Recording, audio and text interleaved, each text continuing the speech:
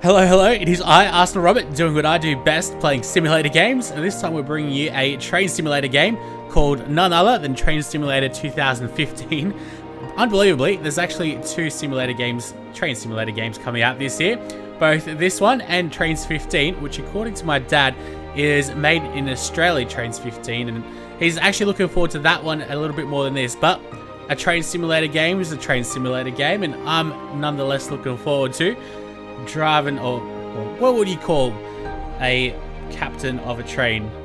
I don't even know what you call a driver of a train. We'll just call him a driver. But alas, you have to ignore my ignorance. We are going to skip the academy.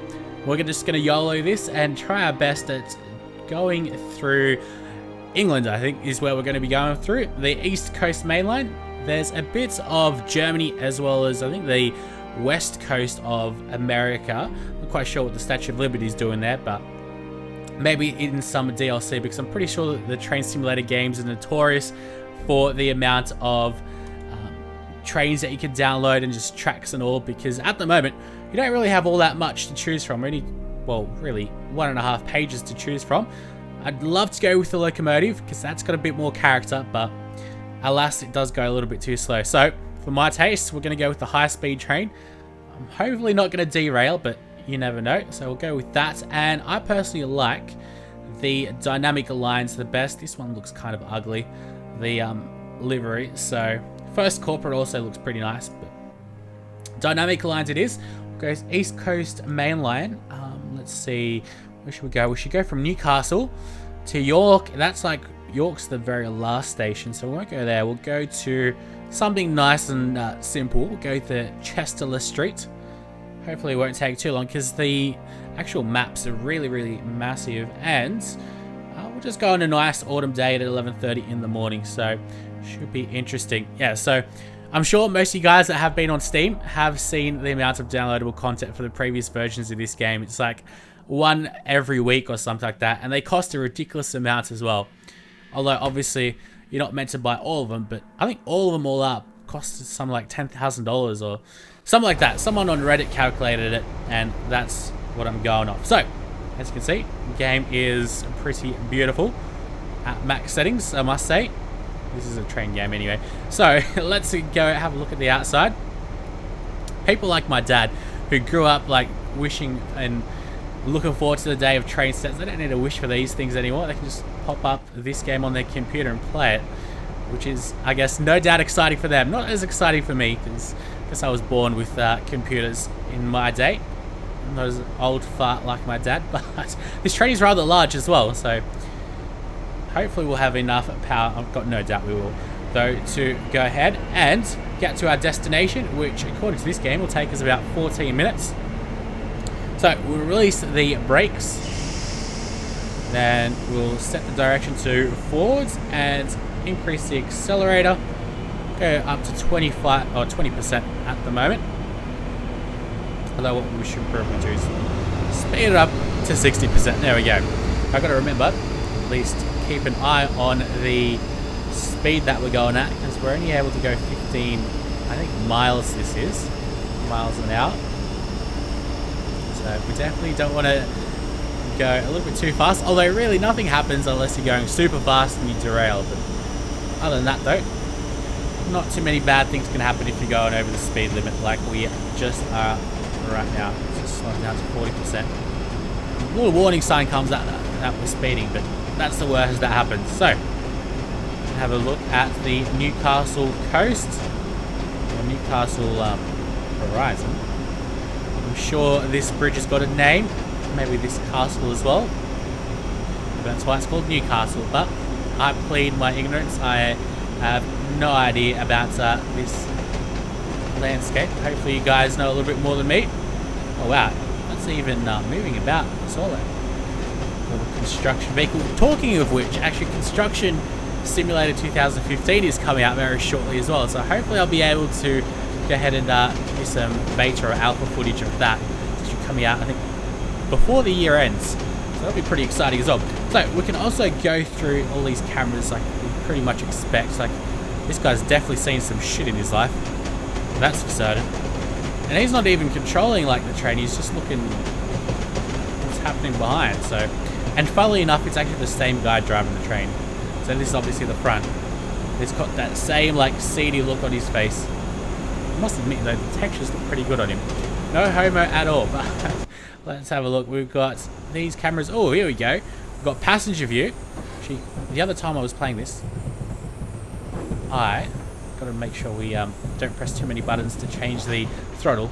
Actually, I really should slow down, shouldn't I? Slow down to 20%. Seems like we're rocking quite a bit. Anyways, yeah, I saw another guy in a train, and he was pondering his life. It must have been this guy. He's definitely pondering his life, considering what the hell is he doing with his life. Anyway, got a nice little cup over here. Unfortunately, you can't really control too much, and these people are just pretty much static images. They don't really move about at all. There's nothing really too exciting that's happening over here. Let's see, what other views do we have? We've got, oh, here we go. Little bird's eye view, and then we've got free roam as well, which we can actually have a look at a little bit further, a little bit more of the city. So this is the outskirts of Newcastle. Actually, a pretty cool thing is, seems like there's an industrial area there as our train goes by. Definitely a pretty long train. You can also decouple the carriages if you so choose. What else do we have? Alright, and then we got the map. So let's go back in. Let's actually go first person mode. You can actually control most of these things ourselves, although let's see, here we go, we can do this. I'm not quite sure what that does. What does it do? It's off, right hand side, left hand side. Oh, headlights. Okay.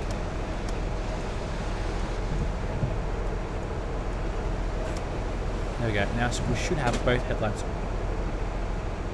I can't really tell. Maybe we did them from the back, which I doubt it. Nope. Who knows? Who knows what we're playing with? Maybe I turned it off. Maybe that's what I did.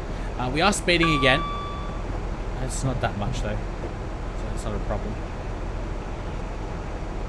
2 miles above. Oh, as we go through a little bridge.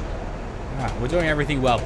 There's a couple of missions that you can take and all. That's the map, which we don't want to look at that. Here we go. You're in quick drive where a path has been set to your final destination. On the way, you're free to perform other actions such as pick up passengers, which, because I skipped on the academy, I've got no idea how to do. I'm pretty sure you can't do it mid-ride, so that is unfortunate. I shouldn't also be clicking about too many buttons because I've got no idea what will happen. So we'll just stick to things as they are. Actually, I turned on the windscreen wipers, so we've got that going for us. That's pretty cool. And I imagine it looking really good with rain going on in the background. Unfortunately, to my knowledge, you can't actually change the weather mid-game, which is unfortunate, but you can edit the game as well. You can actually come out of here. We'll change the views. I've got no idea, but there's a way you can change the views. You can also grab the bushes and move them around. And you can probably even change the tracks around a little bit if you'd want. Mid-game, which is, I think, a pretty nifty little feature. Let's turn off the windscreen wipers, turn off the headlights. Oh, right, that's what the headlights were. Right, they aren't very bright though, are they? I guess it is right in the middle of the day, though, 11:35 AM. What does this button do? Load, unload. And we've got a sand, and this is sanding, isn't it? Something like that. Some really technical term. Put the horn. And unfortunately we cannot use that bell. So, see how long we've got. We've got 7 more minutes. 6 more minutes. Okay. I guess it just ticked over. Alright, so we've got 6 more minutes to go ahead and reach our destination. I am tempted to actually speed things up a little bit with the train, but I won't, just in case I do something really, really silly. Hopefully we'll be able to time it all perfectly and be able to go to the station which we need to. Jeez, there's a heck of a lot of lines over here. That's crazy. Let's go bird's eye view. Whoa, that can't be right. Really? Wow. That's unbelievable. What the hell is going on over here? Wow. If this is like based on something real, then I am amazed. That is just ridiculous. I'm assuming they like park over here like at night or something. Almost as if it's a maintenance area, but that's pretty crazy because you can have a closer look at the countryside. To be honest, I don't really see many differences or any differences between the previous version and this. So it'd be interesting to read the feature list of this game compared to the other ones. Because, I mean, obviously you're driving a train, and how different can that be? But just in terms of, I guess there's just new tracks and everything. So, I mean, they probably could have released it as DLC, but because graphically, to be honest, for a game that came out in 2014, definitely, I mean, I'm not expecting like the Frostbite Battlefield 3 engine or anything, or Battlefield 4 engine, but something a little bit more nifty than the same engine that the games used previously. But anyways, what we should do though, speed up a little bit. We have slowed down, which is not good for an impatient little brute like me. Let's have a look at what's happening out from back. Nothing really. What if we press the horn from here? Alright, the horn, I guess, is obviously from the front. I just don't know what the hell that other sound is. Because there's that initial beep, and then you got that second beep, which is just really weird. Let's just go full throttle. Speed everything up to 1500 RPM. Yep, it does go up to 1500 RPM. Now we'll slow it down a little bit once we hit 55 miles an hour. Because then we'll have to start thinking about slowing down. 2.55 miles. We can also have a look, slow it down to 60%. We'll look up over here and we can see where our train is over here. Righto. Newcastle is right up top. I'm fairly certain. Yep, Newcastle. This is Newcastle. Our train is over here. So we've covered that distance. Now we're coming up over here. There's not that long left. That's why we need to start thinking about slowing down. So actually we can go 125 miles an hour now, but I shall not do that. We've got green lights all the way. Even though I don't really know how to read these symbols. This is the distance to the next set of traffic lights. I guess lights is what you call them.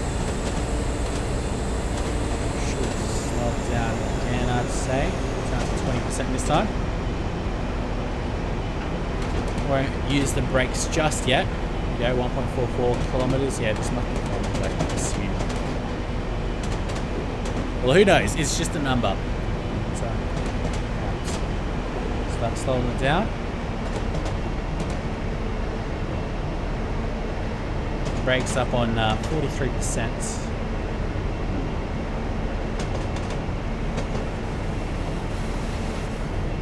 Slowing down a little bit too quickly.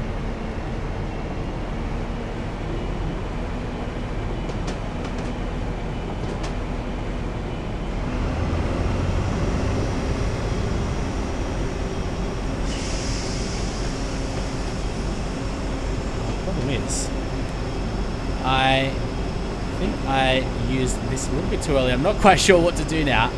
See if I power it up 100%. Like it's delivering that power, but we can't go forwards. We have to slow down completely, which I'll do. And then we'll be able to move, which is what I was doing a bit before. Obviously I don't really know how to operate a train. So now we can move this forward. There we go. That clearly was not the best.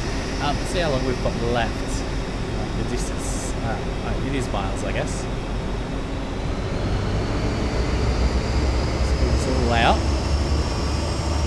Once again, I'm definitely going to overshoot or undershoot the train stop though, or the train station. That's for certain. I've got no doubt about that, especially with a massive train like this. I wouldn't be surprised if the train's a little bit too large for the actual station.